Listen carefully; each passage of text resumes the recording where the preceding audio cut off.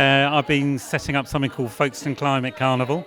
So we've been putting on some creative events each month to engage with people. We're doing it outdoors, getting some conversations going about climate and what people can do to get involved. Definitely starting that conversation, haven't you? And on the subject of conversation, who have you spoken to today? Have you had some interesting people? I've written down loads of names, loads of emails, some great conversations, and just really inspiring.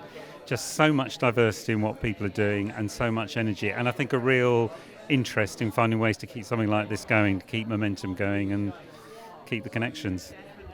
So, any talks in particular that stood out for you? I think, I was just chatting with India about her yoga thing, because I think there might be a connection with the Climate Carnival.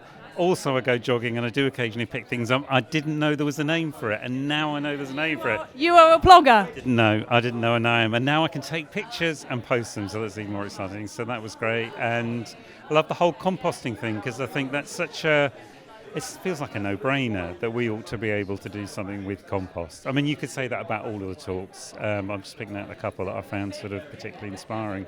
Definitely, that's it, I think, isn't it? It's sometimes when they're explained well, and you can make people go, that's obvious, why aren't we doing that?